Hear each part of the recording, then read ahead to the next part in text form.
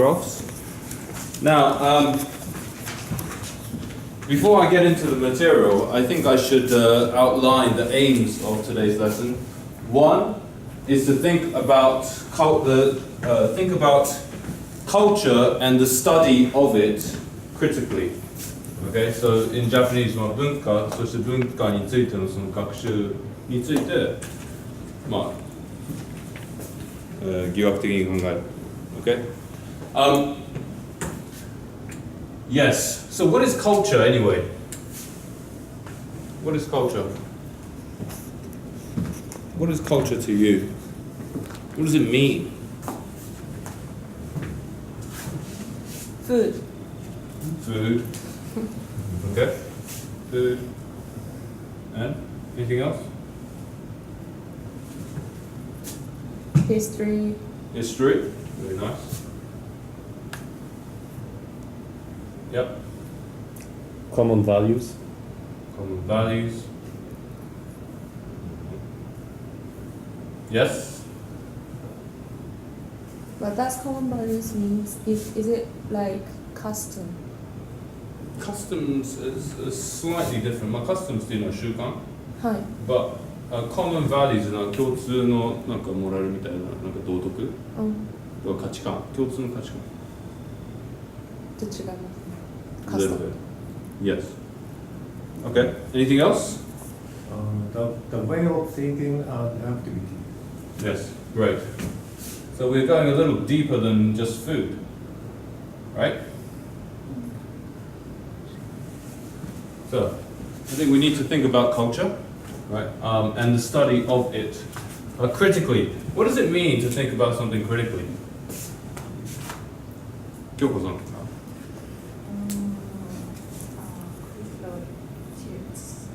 To see the thing doubtfully. Doubtfully.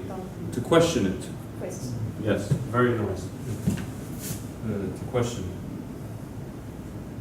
Right. Talk about doubtfully. Skepticism. Skepticism. 丸飲みしないこと。Right. Skepticism が丸飲みしない。Yes. Skepticism なんか信用しない。Yes.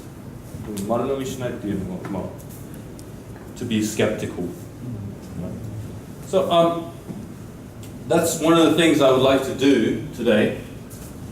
Second aim is to exercise critical thinking and debating. Don't think you really need any skills, just debating is good. And thirdly, to understand other cultures better. Okay? So hopefully we can achieve those aims today. Okay. Now before I go into the material, I just want to say that at around 8:30 a couple of my friends are going to come in and they're going to start taking pictures. Is there anybody who doesn't want to be on camera? A couple of my friends are coming at 8:30 and they have cameras and they will probably take pictures. It's probably best I'll just tell them not to take pictures of anybody's faces, maybe the back of the head. Is that okay? Okay. All right. Okay. All right. So the title of this article is "Are Global Human Resources Urgently Needed in Japan?" So this first question will go to you, Tomoko-san. Are global human resources urgently needed in Japan? Question? Yes. To you. I'll give you a question. No. I'm asking you a question. I'm asking you. Okay. Are global human resources urgently needed in Japan? Means? It means? ただ知りたいだけ。グローバル人材っていうのは今至急に日本が必要とされているか。Do you think?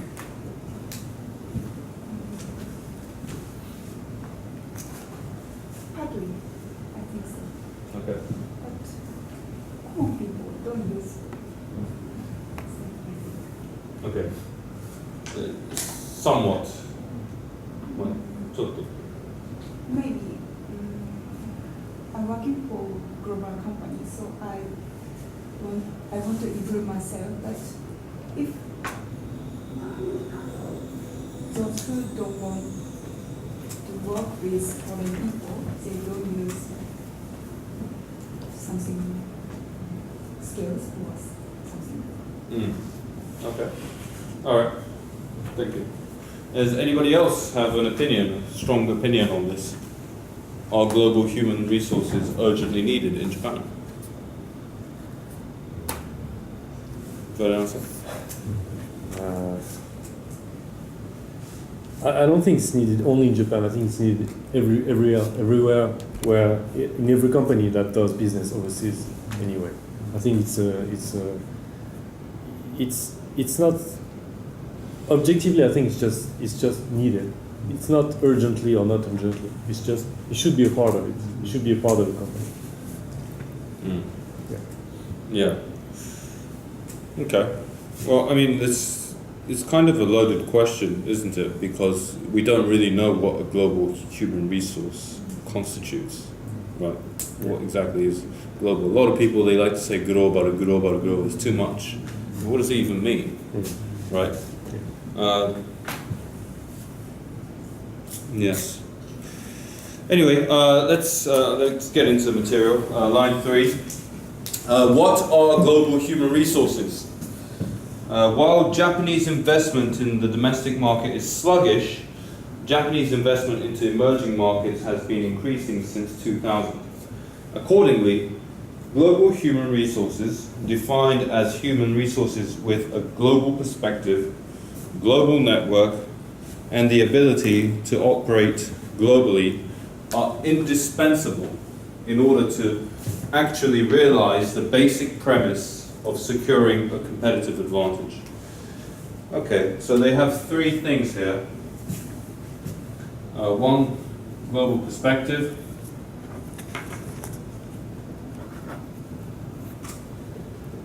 Okay, global視点. Global network. And ability to operate globally. Yeah? So what do these even mean?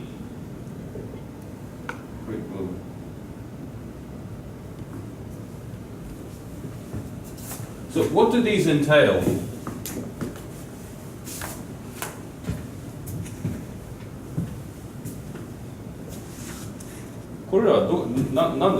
Global perspective. What does that mean for you?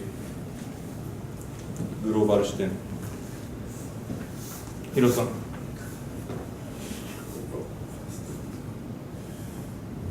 What does it mean to have a global perspective?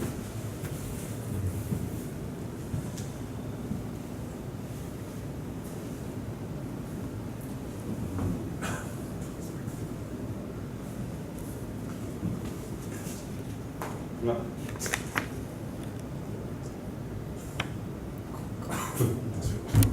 Don't know? Well, what do you want, please? Oh. So you don't know? It's okay, it's okay. Okay, Kitano-san. I guess the Japanese commoners don't want to become a global way, and global thinking.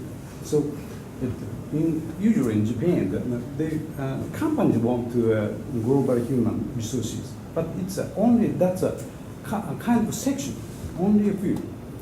It's about if there's 100 people, and 2 or 3 needed that kind of human resources. Yes.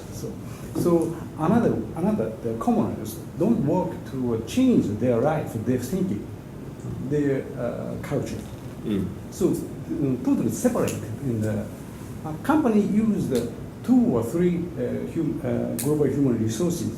That's okay. Yeah. Japanese people want to change totally the Japanese way, Japanese thinking.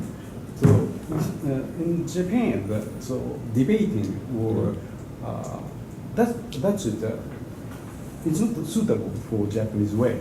Mm.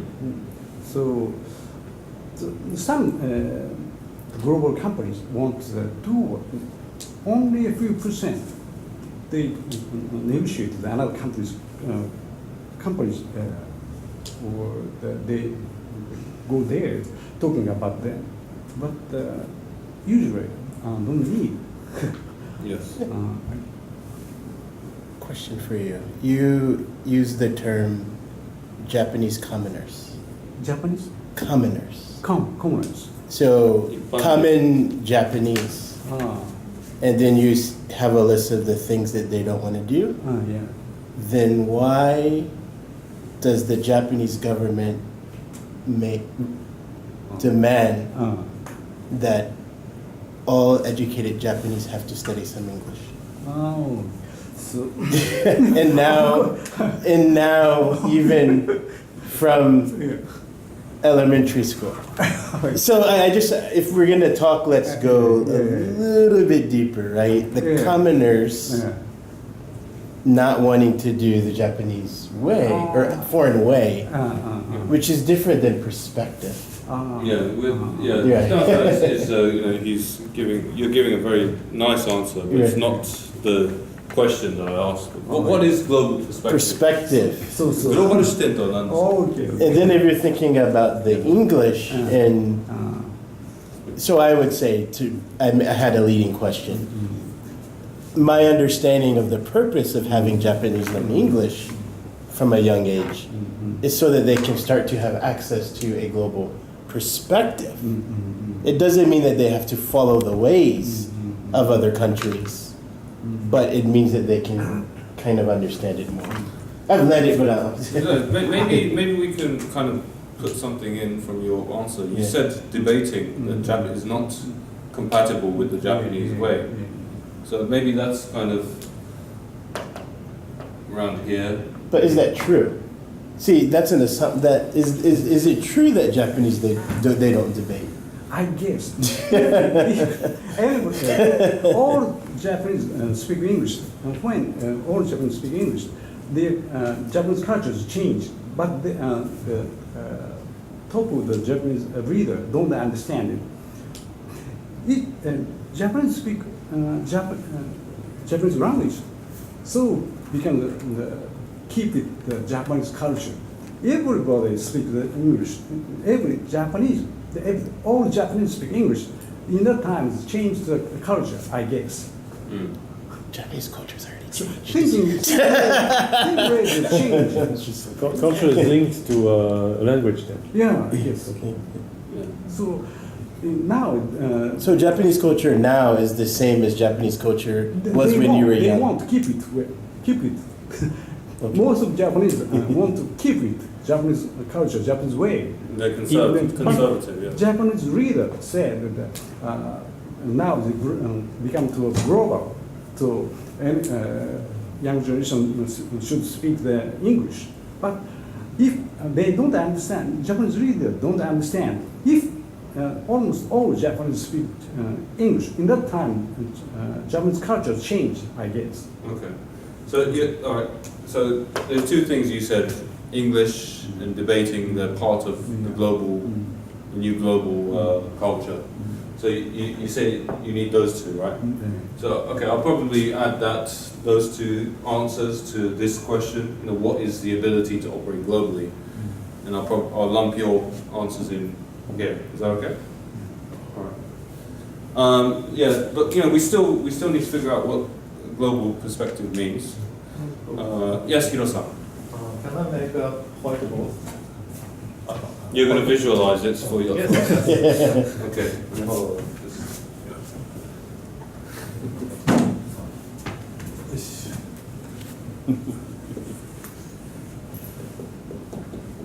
In a country, there are people and material and some other things. And making business means organizing these things together to produce some values and selling things or services to other people. But other countries has other people, other materials, and some others. Global perspective. People with global perspective have ability to organize things or people they needed from globally. Everything they are most 最も適したんだね。最も適した。Appropriate. Appropriate. Most appropriate people or appropriate thing material from all over the world. So, global perspective, people with global perspective should have, should know things, information of all around the world, and finding opportunities and organizing people. Skills for organizing people are needed. Mobilizing. なんかその、まあ、集めるって軍隊を集める、人を集めるとか。Very nice. That's very good. Thank you very much. So yes, you mentioned global perspective. You need to know what's happening around the world, right? For this, you need more knowledge than the average person on the street. Correct? Yeah. So maybe we can say knowledge of current affairs, geopolitics as well. Chiseroku is very necessary, I think, and situations around the world. Okay. Now, this is very difficult to achieve if you're only getting your information from certain sources. For example, if you only watch NHK, you only have the information that NHK will give you, right? And that's for the general population, but somebody with a global perspective will broaden their search for information, right? So you read, of course, the Wall Street Journal, New York Times, of course, all of that, but then there's much more, many more outlets, publishers, information sources. So people with a global perspective, they will look outside just Japanese news, and take in more kind of English news, or if they speak French or Russian, they're taking news from around the world. Sorry, I think somebody's trying to get in. Hi, yes? Hi, 今ちょっとレッスン中で、外ですか？ OK。はい、今人が来ます。Sorry. Thank you. That's my friend. Yes, so the global perspective, knowledge of what's happening around the world. Global networks, ability to build global networks. What does this mean for you, Kaori-san?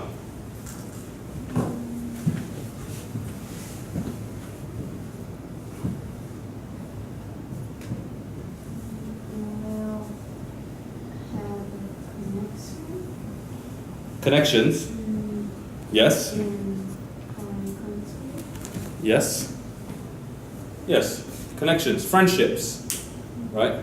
But how do you build friendships, do you think?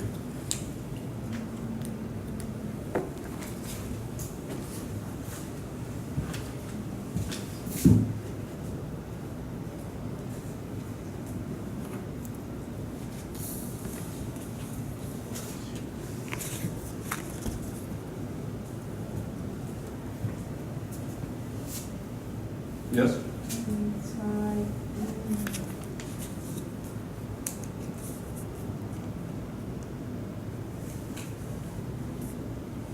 Yes?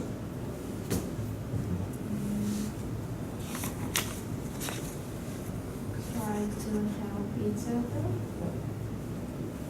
Okay, that's one way. Yes. I think when they say the ability to build global networks, I think that's where the kind of cultural stuff comes in, right? So having an understanding of other people's cultures and a willingness to learn about other people's cultures will help you to build the networks that you need, right? So I'm sure that you have all met foreigners living in Japan, right? But if they take the time to understand the culture, right, and expose themselves to Japanese culture, then it's natural that one would be able to build networks and relationships and friendships, I think. So, of course, this global human resources thing is very ambiguous, right? So, but I think we can get closer to what companies are sort of looking for when they talk about global HR, right? Just to give you an example of using, if you understand culture, I spent a lot of time in India. Okay, so I have, it's one of the countries I've studied at great depth, and whenever I meet an Indian in Japan, we always have great conversations because I spent so much time traveling through India, traveling the way local people do, and I also know that they love playing chess. So if I want to get a meeting with an Indian person, businessman, I always say, let's play chess, right? So that's an example. If you understand some of the culture, and if you have kind of exposed yourself to it, then it helps you in your kind of global networking and relationship building. So that's what I believe global HR constitutes. Okay, but do you need this to be successful globally? At a global company, working as an expat, do you need it? Ferdinand, what do you think? Working as an expat in a global company, do you need it? I mean, you're supposed to have it in a sense. So, if you're an expat, it doesn't make you would not be an expat if you didn't really have those perspectives, right? So, I'm sure there's plenty of expats who don't have these things. Yeah, I guess Yeah. So yeah. Is it necessary? Probably don't. Yeah, you probably don't if everything's taken care of for you, I guess. Yeah. Yes. Yeah, I mean, you could have all of these things and you could still suck at your job, right? Yeah. You could still. I mean, I think the most important thing is, personality and character, right? I think that never changes. You could take all the global training programs until you're blue in the face, but if you don't have a nice personality and openness to accept people, local, different cultures, then I think it's a very tough undertaking for that person. Anyway, let's move on. Where was I? Line 9. In the last several years, Japanese companies really began to recruit foreigners who graduated from Japanese universities. And both Japanese who were studying abroad in developed countries and local students from those countries as headquarters staff in Japan. This was in addition to the Japanese who graduated from Japanese universities. Global human resources include those who can make decisions in a timely and appropriate manner from global perspectives, according to their positions or functions at headquarters. Their successors and expatriates who are sent from global headquarters to overseas subsidiaries to implement head office's control and coordination. 18. Intrinsically, no particular nationality is required of expatriates. Any human resource that personifies the parent company's management principles and or know-how is sufficient. However, the reality is that most expatriates from Japanese multinationals are Japanese. The number of Japanese expats is currently estimated at about 230,000, according to the annual report of statistics on Japanese nationals overseas from the Ministry of Foreign Affairs. The number jumped from about 160,000 in 2000. By examining the overseas activities of Japanese global human resources, we can understand relatively and objectively the real status of Japanese global human resources. And then we can clarify what kinds of factors will be needed for global human resources in the future.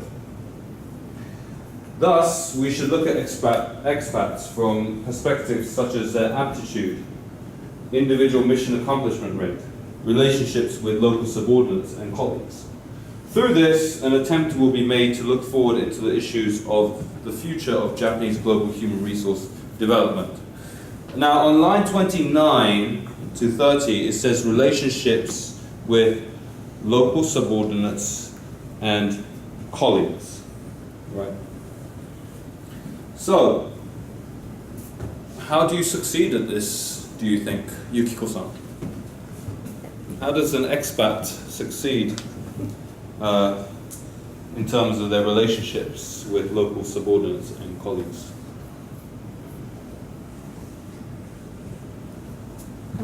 What does expat mean? Is 駐在員、 uh, エキスパット。六本木とか麻布にいるような人。が西麻布。どうやって成功してるか。どうやってその現地の人たちとのその関係において成功しているかどうか。I think they try to understand each other through party. Parties. No, Parties. I think they do. Get together and talk each other, eat food, same foods. No? Yeah, I mean that's one way of doing it, but parties. Events? Yeah, events. Yeah. What if you were, stationed in India? India. Yes, in Chennai or something. I don't think they party so hard in Chennai. Well, my workplace, my company has Indian branch. It's factory, so sometimes Indian people come to Japan, and we talk about work. Yes. Together. We eat same Indian food Okay. and talk working and maybe sometimes casual talking, simple talk. So I think Those are the people coming from India to Japan, right? What about the other way around? Yeah, Or Japanese people working in India? Do you have somebody like that? my boss, yes. Your boss works in India? Temporary, yes. Okay. It's for temporary. business trip. Okay. Only business trips. Yes. So you don't have a Chuzai. But it can be a month or not short time. Yes. Yes. All right. So, the thing about other cultures, right? Other countries. So some countries are not. They don't have the same sort of way of mingling as they do here in Japan or in Europe or in America, right? So setting up parties, that's one way, I think. But in terms of how to succeed in building relationships with local colleagues, local is like kind of genchi, so kind of blue collar, right? That's what I'm talking about, blue collar. So there will be, for example, this could be a Japanese organization, right? And this could be an Indian subsidiary, right? So a Japanese person would be sent here, and then he would have the local Indian locals, right? So how does a Japanese manager sent to India kind of succeed in building relationships with these like really local people? Yes. He told me he enjoyed drinking alcohol together or something like that. Okay. What if they don't drink alcohol? Yeah. They're Muslims, for example. Yes. Yeah. Yeah, I know their religions, but maybe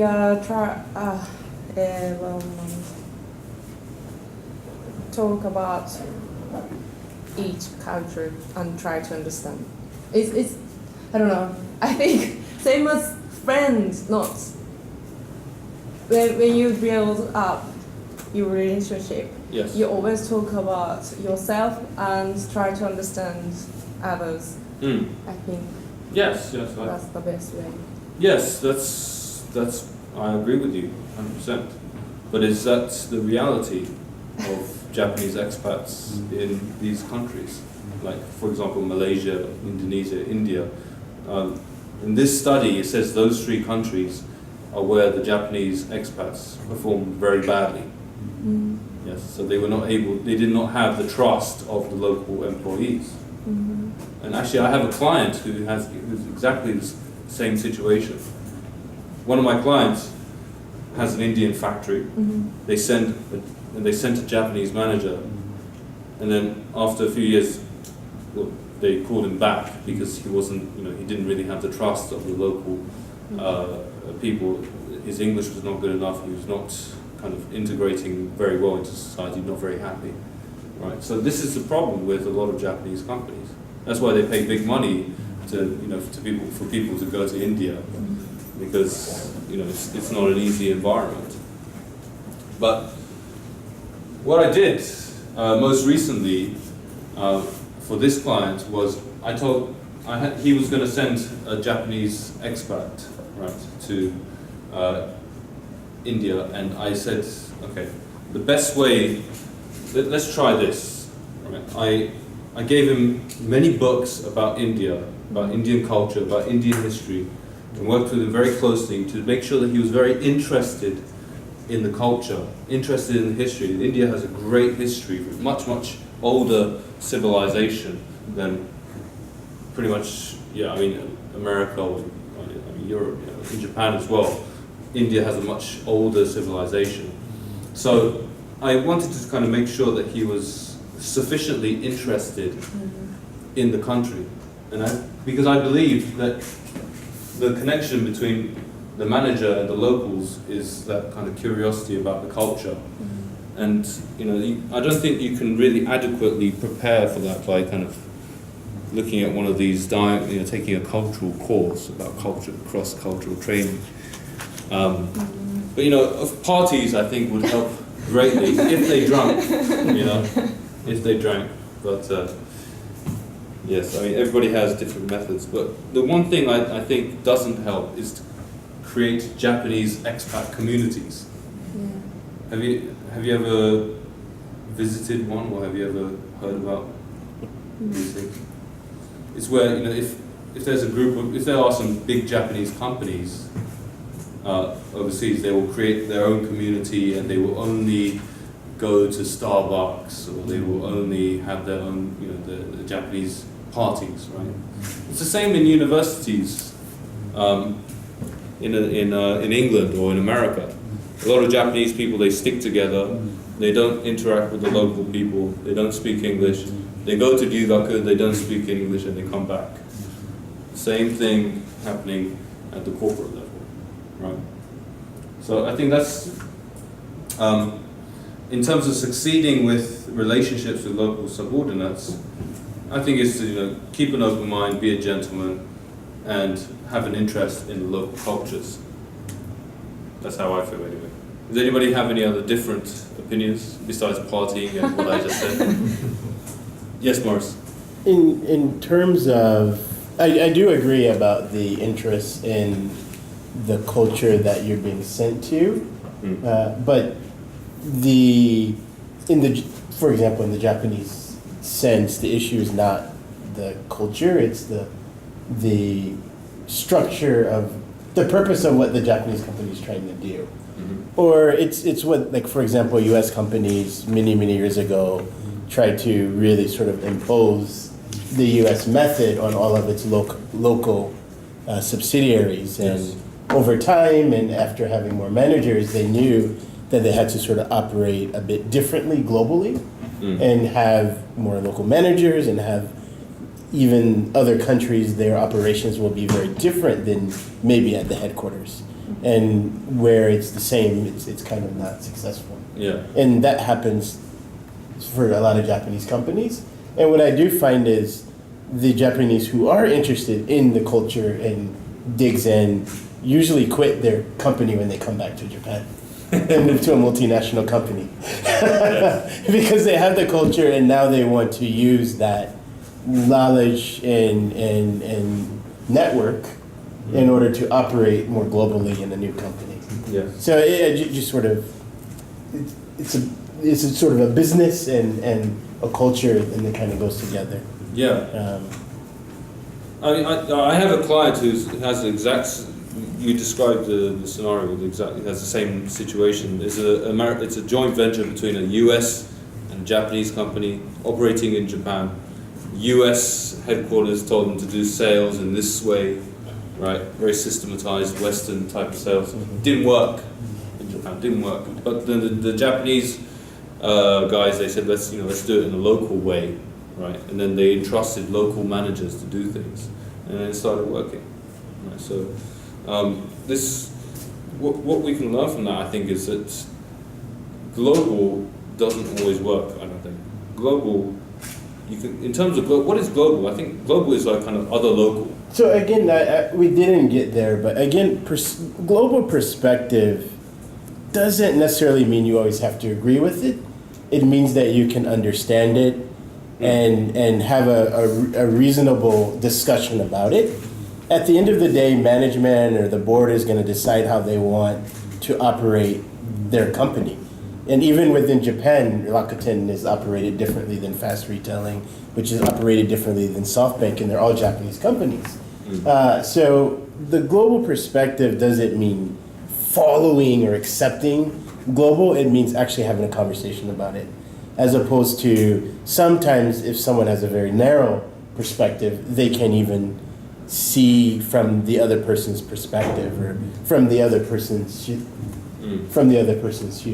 So it's taking into consideration what someone else is thinking of. So talking about it in terms of having an open discussion about what global means. Sometimes, but sometimes companies aren't democracies too. So that's a whole other. But yeah. Yes, it's actually. なんだろう、グローバルって言ってるけど、グローバルっていうものがあるんじゃなくて、そのグローバルについて話すっていうことがすごい大事だということで、taking a prescriptive approach, saying this is the global company we need, is not necessarily the way to move forward, but to have just to talk about how to expand to other markets, how to be global, is sufficient, I think. Okay, let's move on. Line 32. The way forward. In my opinion, I believe that development programs and career design is necessary in order to increase various competencies from a young age, such as leadership, ability, and cross-cultural adaptability, as measures for grooming expatriates. For example, opportunities to participate in final decision-making can be embedded into training from early on. Also, companies should intentionally send young employees not only to developed nations, but also to emerging nations. Such investments are sure to pay off in the form of high mission accomplishment rates when such employees are later sent on overseas assignments as expatriates. Young employees should not hesitate to take such a chance to expose themselves to foreign environments. As the importance of human resource management in Asian emerging markets continues to increase, the need to speedily construct global human resource management in a broad sense, including both Japanese expatriates and local staff, is being imposed on Japanese multinational companies. Right. So, this is one way that HR training programs are delivered. Right? So you see on the front page, here. This is the 5 dimensions of culture according to Hofstede. By the way, if you haven't seen already, the view is beautiful with the yellow lagoon. I just saw it out of the corner of my eye. Yeah, so this is basically how they run training workshops, and they say that people from these countries, you see the flags, have this type of culture. So I want to kind of look at this in a kind of critical way. So, line 48. One of the market's current solutions, Hofstede's dimensions of culture, the model classifies culture into 5 dimensions. Individual versus collective. This refers to the extent to which individuals expect only to look after themselves and their immediate families, compared with the extent to which there is a tight social net framework in which people expect the groups to which they belong to look after them. This is sometimes reflected in the use of words such as I and we, my and our. So, if you look at the front page, you see that Japan is somewhere in the middle, right? A little bit leaning towards collectivism. Would you agree that that Japan is medium collectivistic? Michiko-san. I think Japan is positioned in a more collectivism Yeah. near the China or Korea, I think. Mm-hmm. Maybe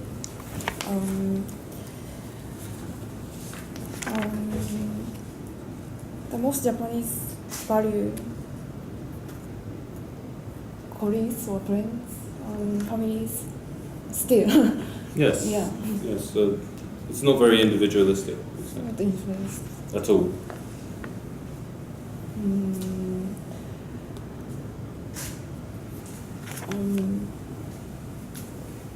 And people value more agreement, Mm.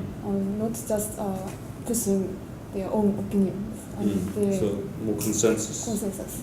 は重んじる。Okay. Thank you. Anybody else with a differing opinion or?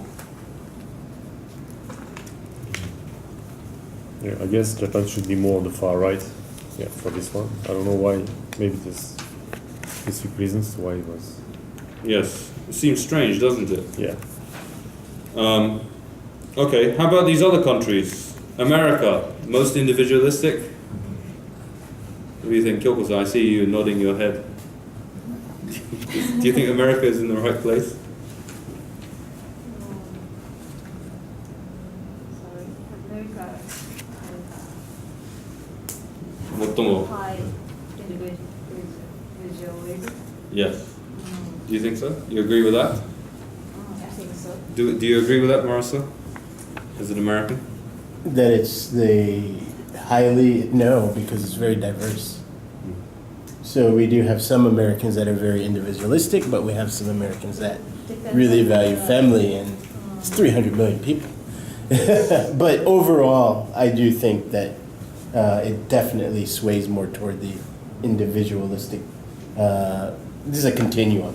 Yes. More on the individual continuum than collective Yes. continuum. There's in many communities. I think it depends on where they live. Because the U.S. is so large. Right.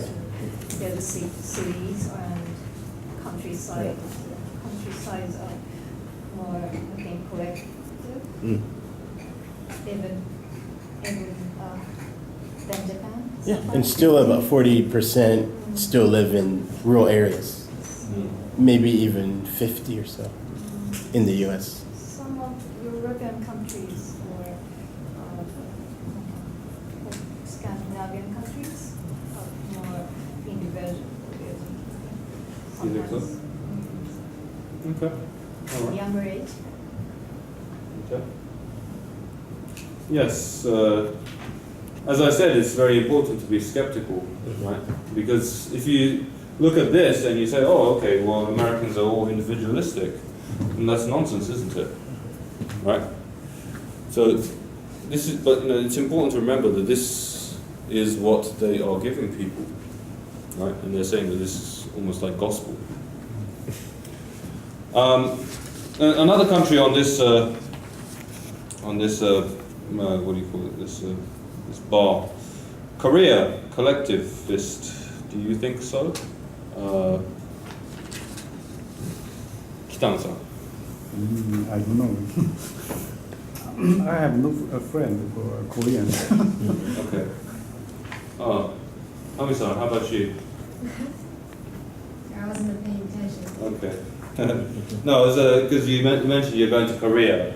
Oh, yeah. So I was asking you, do you believe Koreans are most collectivistic?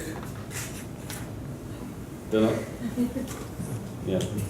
Well, you know, the thing is, here, according to the definition of individual versus collective, it says that individuals expect only to look after themselves and their immediate families.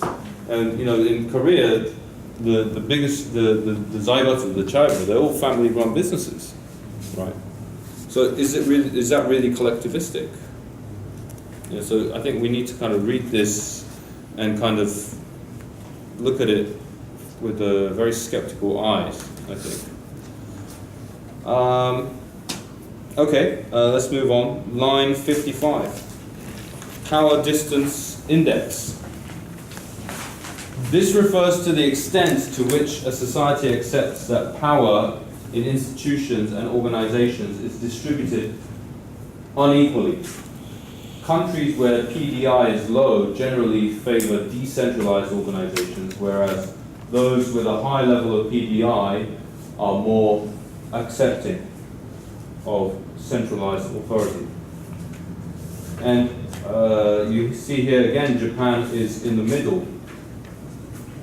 Kaori-san, would you agree that Japan is kind of medium in terms of power distance?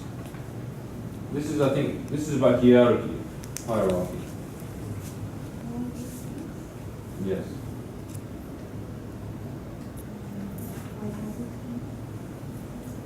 Power distance, the kind of the way that power is distributed in organizations. まあ組織の中ですね。権限とか配布されている違い。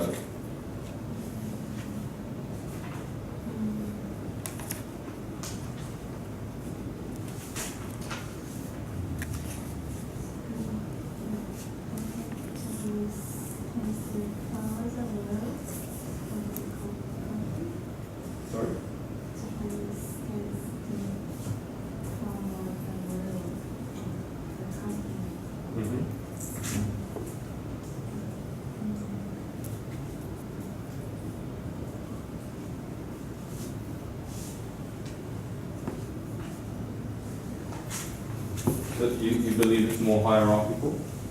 What's the hierarchy of here?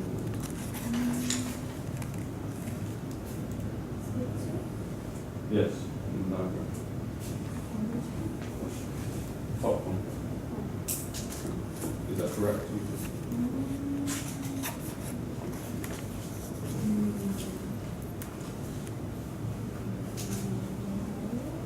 You think so? Yes. But this is a kind of generalization about culture. How about you, Hiro-san?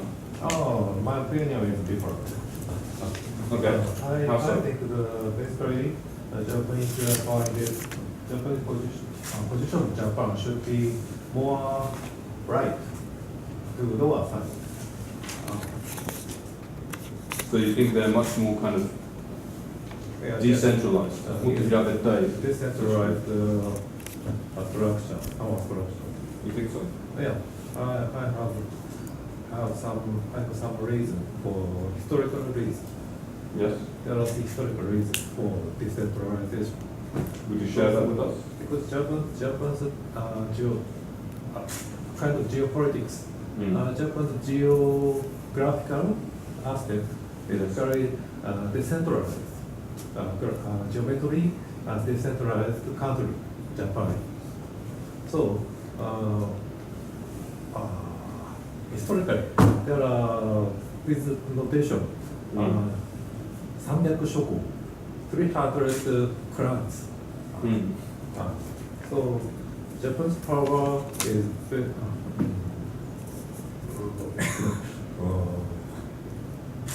It's more flat, right? You say more flat.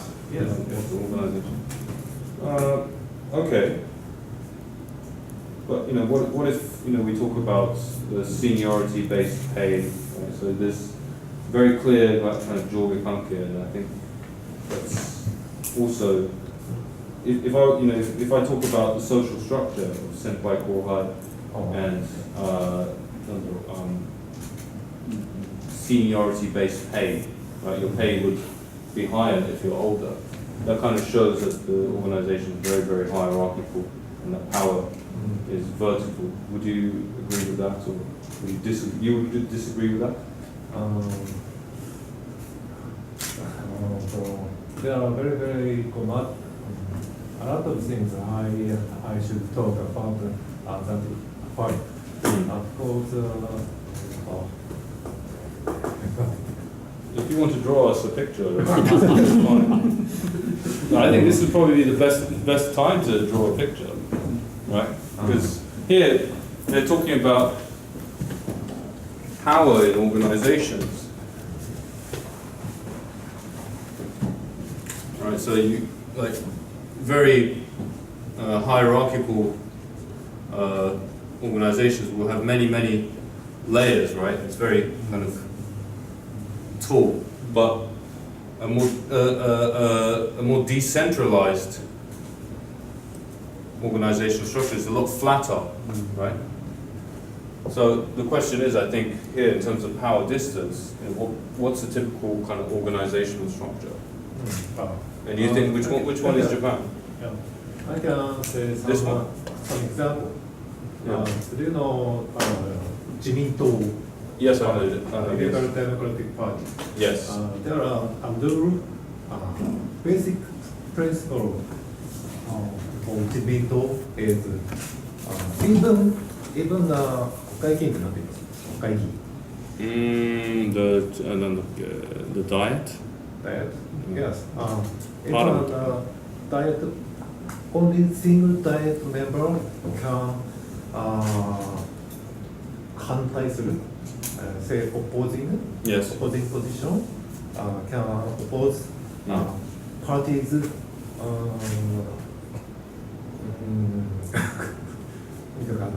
議員たった一人でもいつでも反対していいというVeto? Veto? 一人が反対したらそれもなしになるっていうことですか？一人でもこう徹底的に反対できるというルールがあるんですよ自民党の中にで反対したらどうなんですか？反対したらいつまでも決まらない So they have the power of veto. Yes Okay. Veto. only Yeah. veto But I think in veto. reality, nobody actually used the veto. Exactly. It doesn't matter. Actually, probably the rule is still in place because nobody's using it, right? If people started vetoing, actually, they might already have changed the rule. I think. Yeah. It's a political party, so in essence, it's like it makes sense that everybody agrees. Yeah. So you think that Japanese organizations are a little bit more flatter than Americans?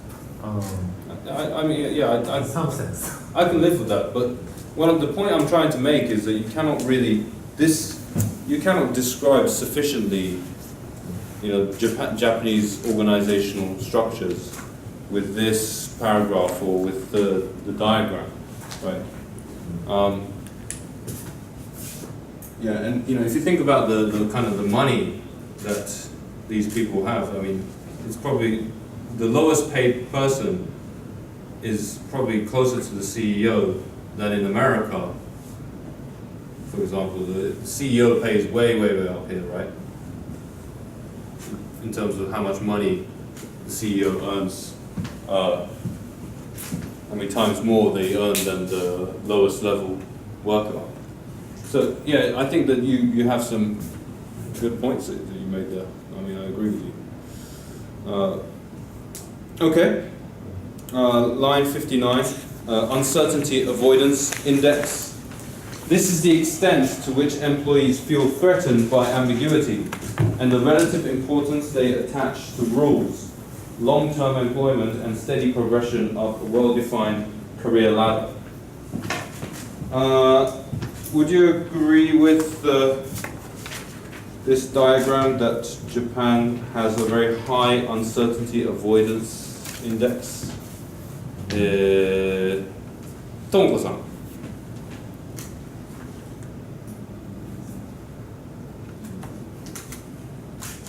Japanese company try to employ one person or life. Yes, lifetime employment. Yes, Shushin koyo. Yes. So I think Japanese avoid Uncertainty. Yes. Okay.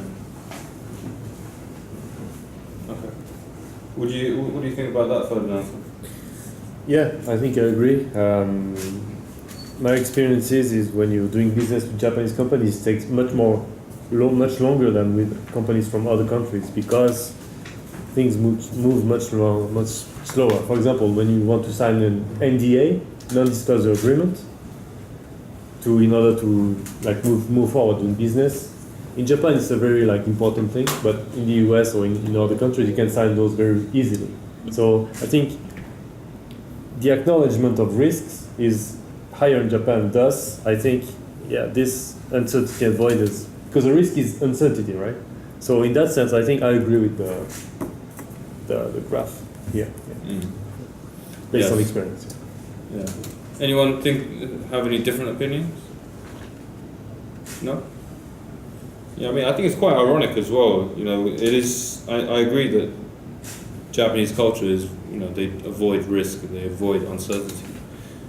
But at the same time, Abe-san has embarked on probably the most uncertain project there is going around in the world, Abenomics, right? And we live in very uncertain times, I think, in Japan. So it's quite an irony there, I believe. Okay, line 62, masculinity. This refers to the nature of the dominant values in the organization. For example, is it predominantly influenced by masculine values such as assertiveness and monetary focus, rather than feminine values such as concern for others and the quality of relationships? Kyoko-san, is Japan the most masculine country in the world? I don't know the word masculine, but it doesn't mean Koha. koha. Kohaか。男らしい。That doesn't mean men tends to have more powers than women. It can mean that, but it says here, 男性的なその価値観を重んじる、例えばその主張力とか金銭的なフォーカス。What do you think? This is quite a little controversial.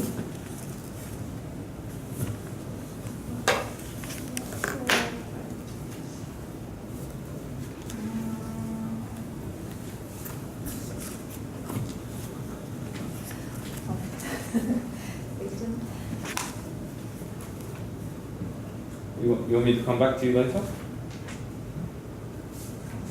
Yeah, to you later. You want to think about it? Okay. Michiko-san, how about you?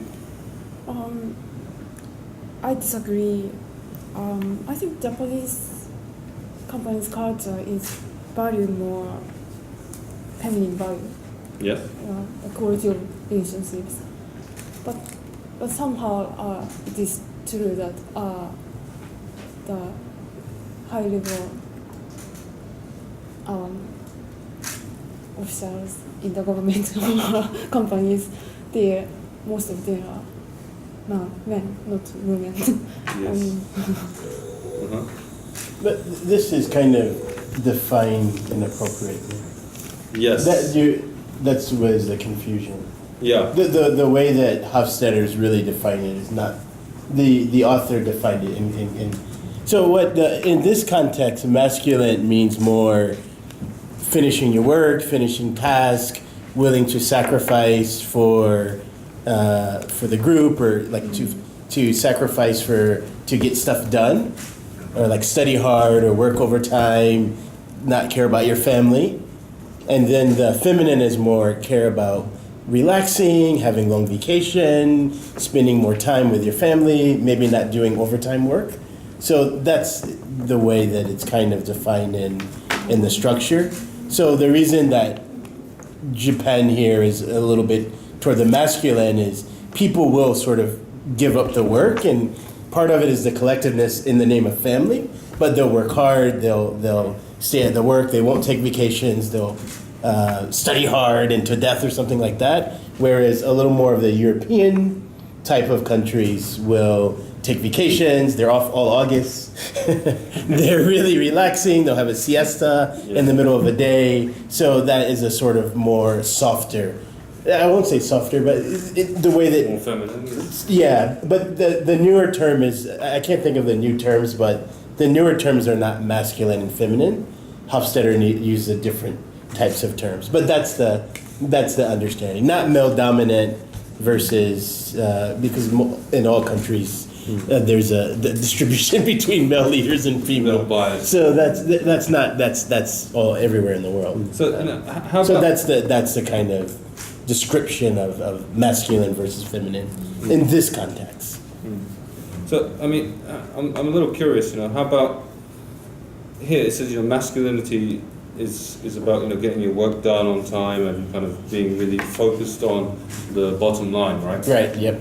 But it seems to me that a lot of Japanese companies, they're very kind of reluctant to let people go, people who are kind of free riders on companies.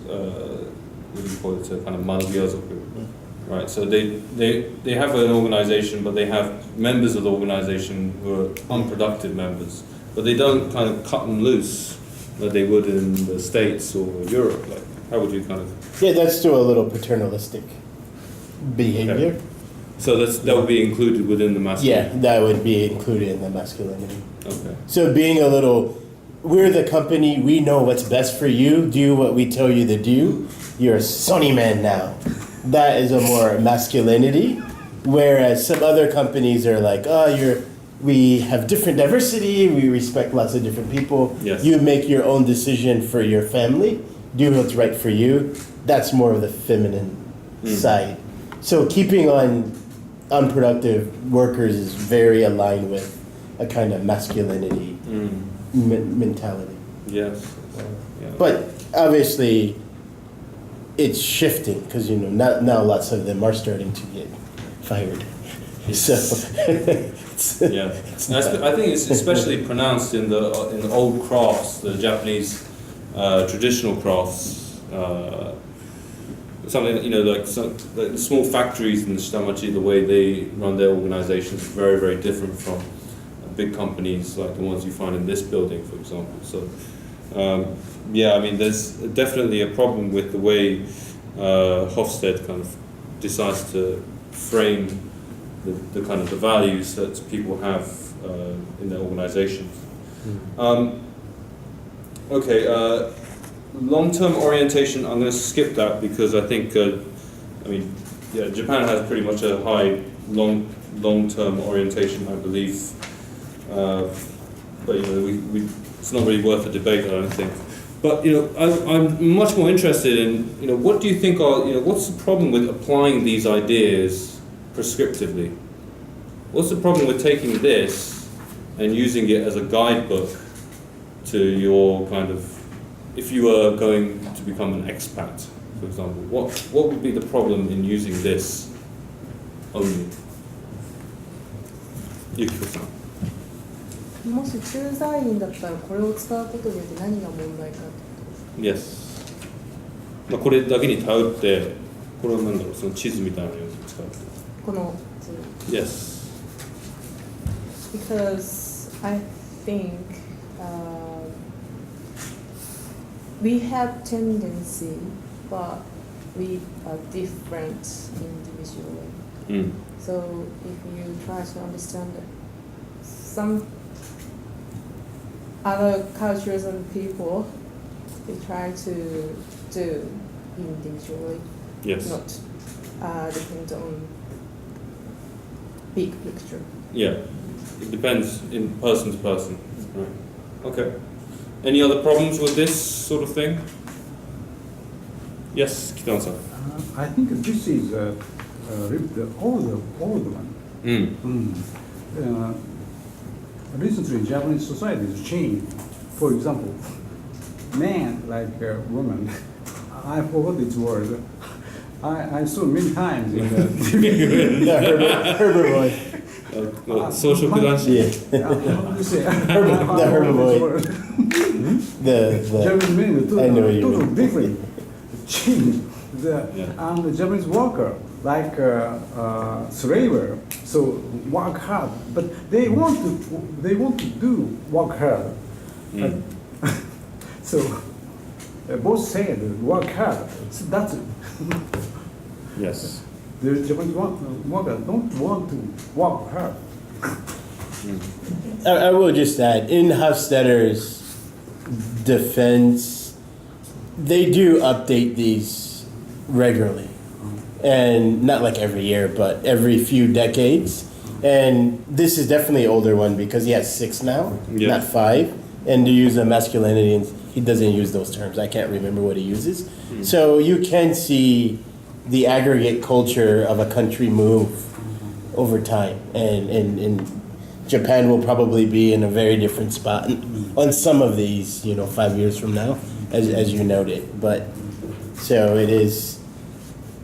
I think the way he framed it is not using it prescriptively, but having a sort of gauge can be helpful. Don't diagnose people based on this tool. Yeah. Well, the other thing is if you look at this and if you decide that this is kind of valid, then you start seeing the world according to this lens. I think you start getting a bias, and anything that doesn't agree with it, you will kind of dismiss as an outlier, right? So if you take this too seriously, then that will become kind of your reality, and that is the only thing that you will kind of see. But yes, cultures change, and globalization speeds up this change, I believe. So yes, and this is, I would say, it's pretty outdated. But anyhow, so do you believe that this approach to understanding different cultures is effective? Because they were using this in a global HR training program. What do you think? Further answer. I think it's not only is it completely useless to me, it's actually dangerous because you're probably teaching something that's going to have the reverse effect on what you want people to actually think or behave. So yeah, it's if you tell people that in Japan people act in a certain way, basically, you're teaching the opposite of having global mindset, in my opinion, which is to be able to understand things from another perspective, but also to adapt as well, right? To adapt to something you don't necessarily understand or know from the first place. So, to me, this is completely useless and dangerous at the same time. And yeah, and this is, I mean, you don't teach someone, I think, to have a global mindset. You teach someone to not think only about their own culture. I think it's the only way around. Open-mindedness. Yeah. Okay. Yeah. So I think I like that because I'm just naturally subversive as well, and whenever somebody is trying to kind of portray a certain view of the world, I always get skeptical anyway. But the only thing I'd say is just please don't rely on a single purveyor of cultural training. You know, I think the important thing is to have an open mind and try to learn more about the world we live in. And that's the most interesting thing. Now, what? No, I would just. Oh, please, I do want to make sure. Yes. This can be a very helpful tool, and many of these tools also have individual aspects to it. So, this is the national level of culture, and then a very good cultural tool will have you take an assessment, and then you find out where you personally fall within here. So this is the national level. If you take a test that goes for these different dimensions, you might find that you're actually more long-term or more short-term than most Japanese or most long-term. So I do think it can be helpful to have a framework. This gives a common language to talk about different cultures. So I do think it can be helpful to understand the framework. A lot of people don't learn culture in school, so they don't even have the vocabulary to talk about it. So knowing power distance or masculinity versus femininity. So having a common language, having a framework, having a basis to talk about culture, I think is very helpful. The danger, stereotypes are very helpful. We do them because 9 times out of 10, they are correct. Stereotypes are often correct. That's why they become a stereotype. The danger is when you use that shortcut for every time that you meet someone. I don't think there are any shortcuts when it comes to culture. I disagree. You could have a map, of course, and you could, this is probably accurate in terms of making stereotypes, but this ignores so much of what constitutes a person's values and how to relate to a person. You cannot just kind of condense it into a single diagram. And I do think that this can be. Yes. I think this is a good shortcut, and I think that you can initially get into a conversation with someone and really be right a lot of the time. Yeah. Right. So relationship building takes a long time. You don't have time to be doing that with everyone. Yes. But I do think in general, for most interactions, which is how they try to use this tool, this hits it. Now, if you only use this all the time, like a hammer, not everything if you have a hammer and everything you feel is the nail, then sometimes you're going to get it wrong. Sometimes you need a screwdriver. Yeah, right. You need a screwdriver. So what you were saying is not using this. There are other dimensions. There's personality. Yeah. There's value. There's personal values. There are other things that you can add in to getting to know people. Yeah. But in terms of culture, which is the conversation we're having today, I do think. I personally, I'm not the biggest fan of Hofstede's. I prefer a different model, but among the models, it is quite well researched. Okay. And it is a good approximation for national culture. Okay. And what he's getting at is don't always confuse national culture with individual culture. And sometimes you have to, if you want to understand individual, you may have to go deeper into the individual culture as opposed to the national culture. Yeah. Yes. I can contest that there is a single national culture. Nations are not completely homogeneous, and they have different regional cultures. Kansai is very different from Kanto, of course. But yes, we understand that this can be useful. I think it can be useful, but just don't believe everything you read. Is basically what I want to say. Be skeptical. Okay, fake news. But actually, that's true. But have a sophisticated framework for deciding what you believe or not believe.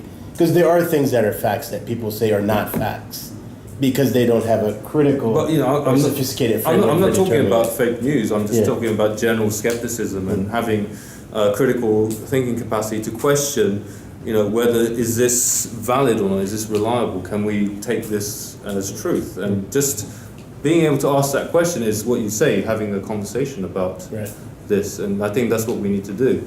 And what I encountered at the global HR training I supported or helped out at was that there was an absence of this type of dialogue, and they were not discussing it in a critical sense. So that's why I made this lesson so that we. But that wasn't because of the model. That's because of the Japanese business model, and they want to keep the client.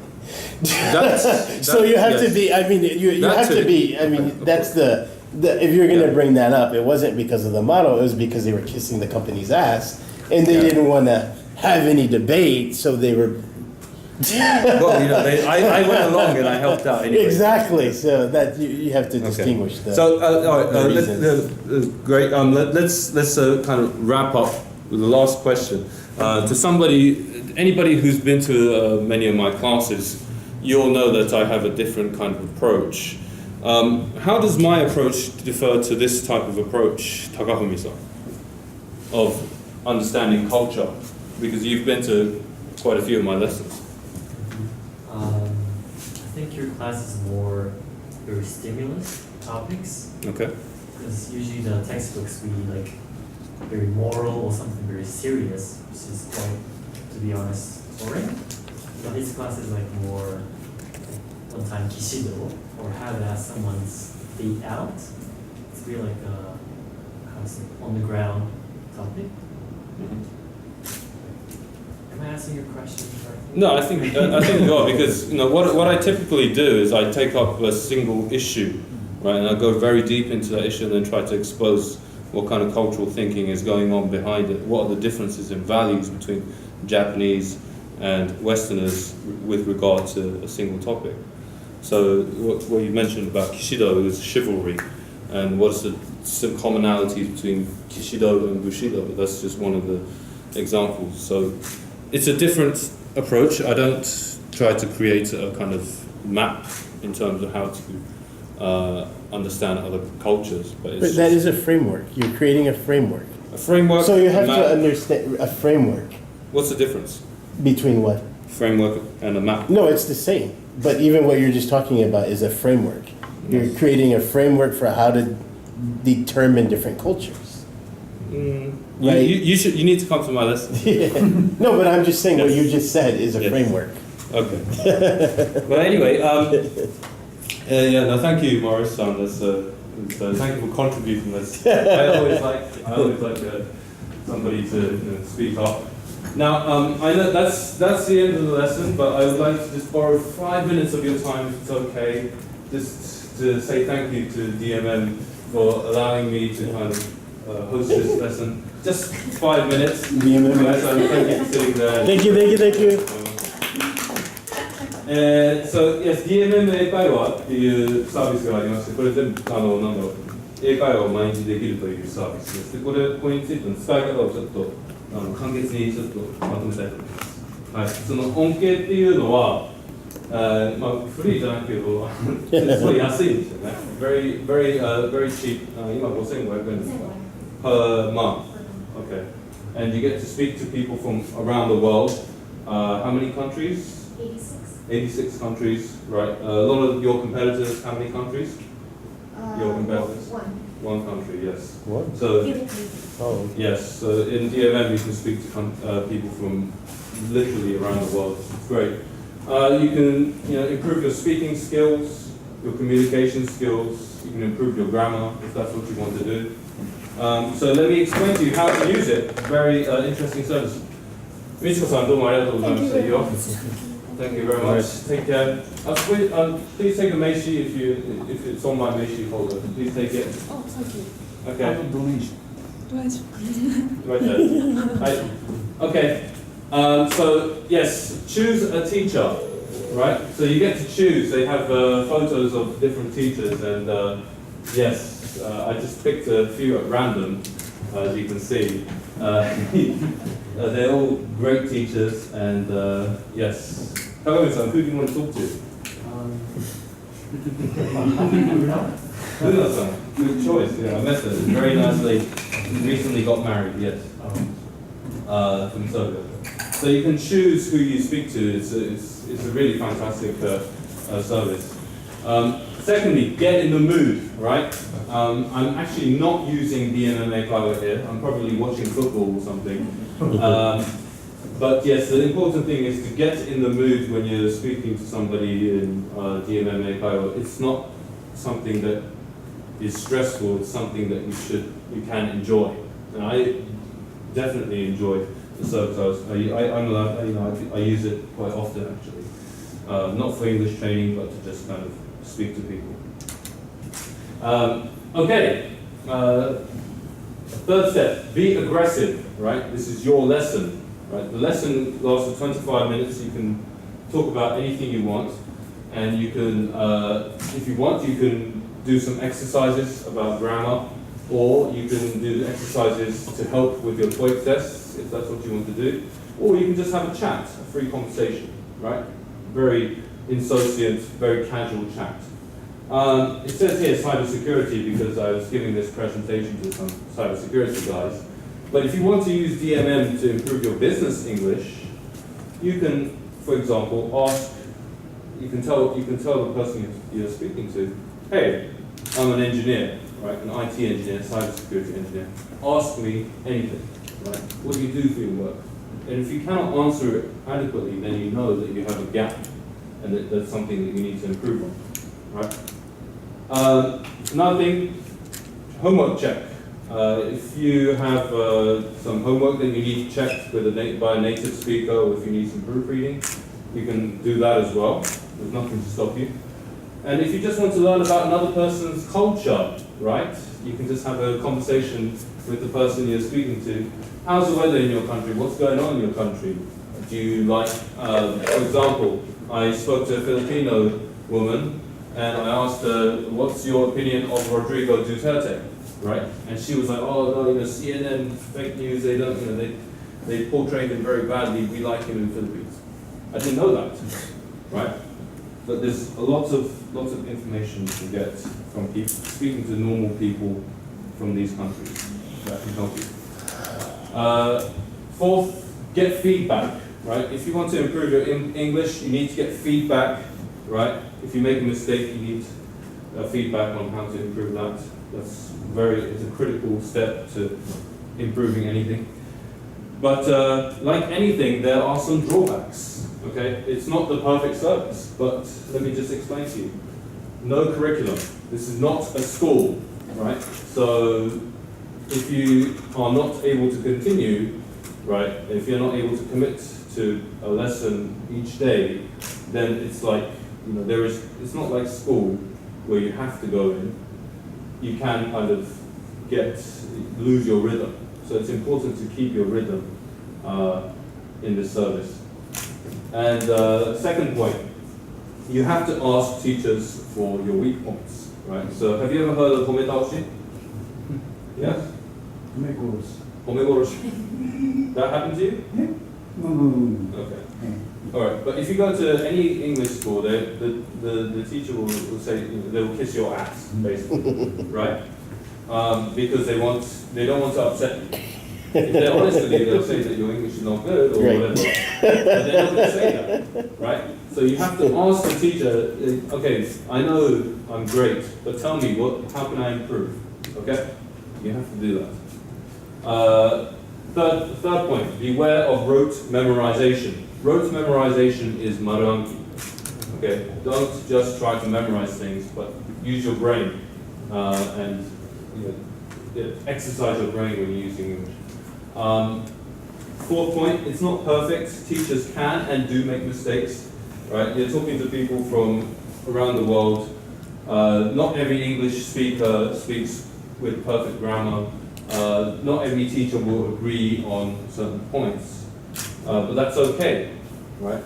The world is not perfect, right? But the teachers, they have been trained, so they do know how to teach, but just be aware that it's not perfect. You won't find a perfect teacher anywhere. Finally, this is not a school, it's a business, right? And specifically, it's like a gym business, right? So you can use it every day, but if you don't, you're not making the most of it. If you want, you use it every day. right? If you want to make the most of it. Make the most of it, you know, okay? And finally, enjoy, right? You're speaking to another human being, be a gentleman and be nice. Unfortunately, there are some people who, you know, they use online eikaiwa and they don't, you know, treat people with respect sometimes, and you know that's a shame. But I'm sure that everyone in this room will be able to treat each other with respect. Just remember, you know, we live in a very in a very privileged society, and some of these people they're teaching English. You know, they don't earn so much money, but the important thing is that, you know, when you speak to them and you have that English lesson for 25 minutes, you're connecting with each other through a cable. You're never going to meet each other, but you're sharing the same moments together, which is actually a very beautiful, unique thing that I think is worth something. And actually, you know, when I come off a call, when I come off an English lesson with a DMMA Kaiwa teacher, I always feel very happy, you know, and it's that little bit of happiness that you can get. And I think that's what DMMA Kaiwa's real selling point is that little bit of happiness, right? And of course you can learn English as well, but that's just plus alpha for me. So anyway, that's the service of DMMA Kaiwa. If you are interested, please talk to Ami-san. I'm sure she can tell you about how to sign up, or you can yes. But anyway, thank you so much. I think I'm well over time now. I'm very yes, actually, it's okay. Yes, I hope you enjoyed today's class, and it was an opportunity to kind of debate and discuss and think critically. So thank you very much for coming today. ありがとうございました. Thank you very much. So the lessons are based on donations, so if you enjoyed it, please leave something in the box. If not, that's fine. There's no pressure at all. Just, yes, have a safe trip home. Thank you.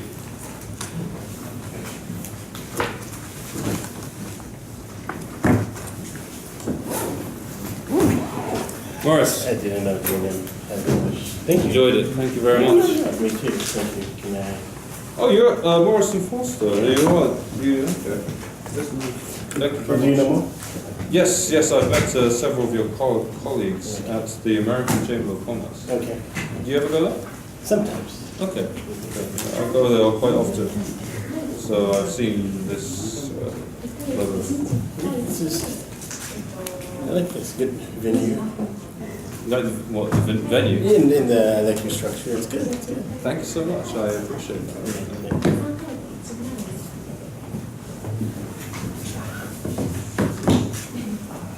So what's the next lesson going to be about? The next lesson is actually in the future. Yeah. It's actually a seminar that I'm doing in Japanese on 27th at one of my client companies, and I'm going to be talking. It's called the Eikaiwa no Kurobune to Kaidan. That's going to be an interesting one.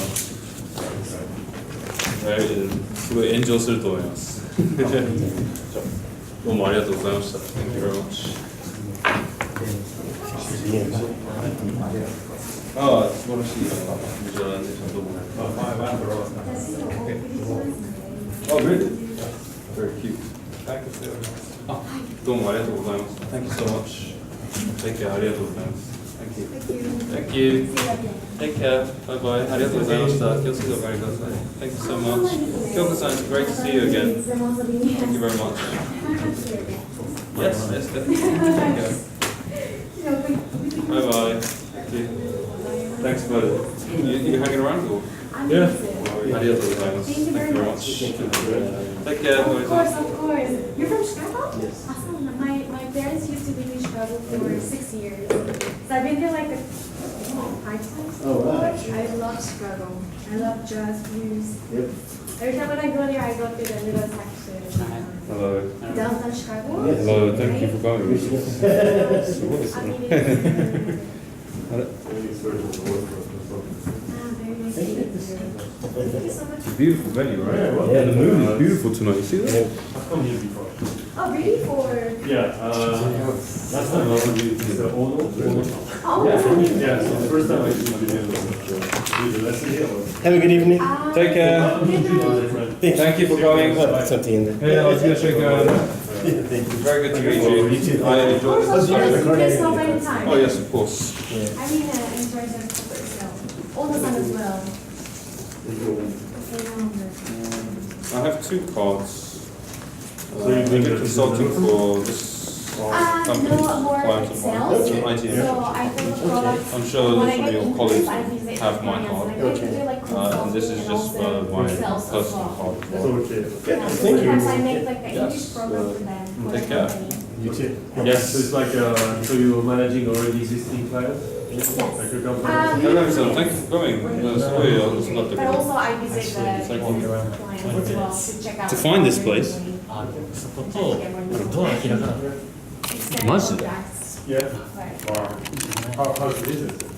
It's Okay. great actually.